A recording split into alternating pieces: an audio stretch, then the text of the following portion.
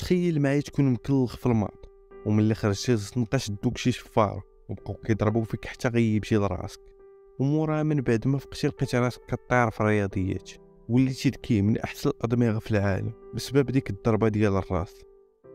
هاد السيناريو طرا بصح في 2002. واحد خونا كان مكلخ ما كيفهمش وما كيحملش الماط، وهاد الحادث خلات حياته تبدل للاحسن من اكبر فاشل الى عالم في الرياضيات.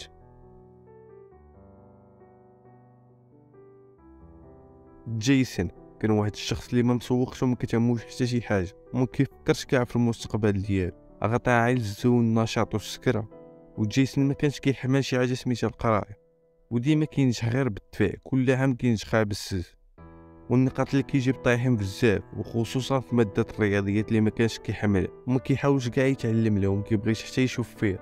واحد النهار جيسون كان في البار بواحد شويه سكران، وملي خرج منه تلقاو ليه واحد جوج شفار بغاو يكريسيو، وملي شدوه بقاو كيضربوا فيه حتى طاح للارض على راسو. سرقوا ليه الجاكيت ديالو اللي فيه التليفون والفلوس. فهربوا جيسون مازال طايح في الارض، وشي واحد شافو وعيط على الاسعاف. هزوه داو ديريكت للمستجدات، وهنا الاطباء لقاو عنده ارتجاج في الدماغ بسبب هذيك الضربه ديال الراس، ونزيف كلوي بسبب واحد الضربه قاصحه جات. جيسون عنده الزر قدروا الاطباء يتقوه، ومن بعد مده قدر يتشافى ورجع للحياه الطبيعيه. وجيسون رجع للدار، وهنا كانت المفاجاه. السيد لاحظ بلي التصرفات ديالو تبدلات كامل، ولا مريض بشي حاجه سميتها النظافه، ولا كيجي خوف كبير من الجراثيم والبكتيريا، لدرجه ولا كيخمل الدار كل نهار وكيبقى ينقي النهار كامل، ما بقاش كيخرج لبرا كاع ولا غيشعى في الدار. جيسون ولاو فيه الوسواس القهري. والحاجه الاخرى اللي تبدلات في جيسون هي النظره ديالو، كيفاش ولا كيشوف الاشياء، ولا كيشوف اي حاجه بحال شي صور مشوشه، النقط الضوئيه ولا كيبانوا ليه واضحين، والماء اللي كيكون في الروبيني ولا كيبان ليه على شكل خطوط. وجيسون ولاو كيجي التساؤلات في راسو بزاف، ولا كيفكر في الرياضيات وفي الفيزيك وشادو الفضول.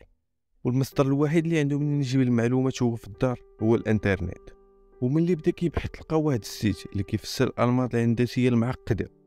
وهنا جيسون اللي ما كانش كيحمل القرايه خصوصا الماط طور من المستوى ديالو، ولا كيحل المعادلات المعقده اللي وحلوا معاهم الاساتذه. جيسون ولا قادر يرسم الاشكال الهندسيه بواحد الدقه عاليه. وبالصدف جيسون تلاقى مع واحد البروفيسور في الفيزياء، ولاحظ هذا البروفيسور الدقه ديال جيسون في هذه الرسومات ديالو، وعرف المفاهيم المعقده اللي كيرسمها جيسون. هنا هذا البروفيسور نصح جيسون باش يدخل لشي جامعه ويقدر يطور من المهارات والقدره ديالو. وحتى جيسون شافها مزيانه باش يقدر يبقى يعبر على المفاهيم اللي عنده، والناس يوليو يشوفوا هذوك الرسومات المعقده اللي كيدير ويوريهم لهذوك الحلول والقوانين اللي اكتشف في الرياضيات. ومن هنا الجامعه بدلت الحياه ديال جيسون، وعاونوا اخصائيين امراض نفسيه باش يقدر يحيد هذاك الوسواس القهري اللي كان فيه، ويقدر يعيش مع هذه القدره الجديده اللي عنده. جيسون تخصص في الهندسه والرياضيات، الف واحد الكتاب اللي سميتو عبقري بدون مقدمات. وجيسون سافر العالم كامل، وهادشي غير باش يعاود للناس القصه ديالو.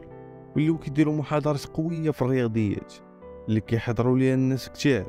واسس واحد الشركه اللي سميتها اوتلايرز اللي كدير الافلام على الاشخاص اللي بحالو اللي دازوا بتجارب نادره اللي بدلت لهم حياتهم. ولا جيسون كيبيع اللوحات الهندسيه اللي كيرسم بيديه، ولا كيدخل ملايين الدولارات من اللوحات حتى المحاضرات ديالو. وهاد الحاله اللي عند جيسون معروفه باسم اضطراب التكامل الحسي. الاضطراب كتخلي الواحد يشوف شي حوايج مختلفه على العاده، وممكن يتزاد بهم الواحد ولا بسبب سكتة دماغيه ولا شي ضربه قاصحه في الراس. كان هذا هو الفيديو، تلقاو الدراري في فيديو جاي. تهلاو.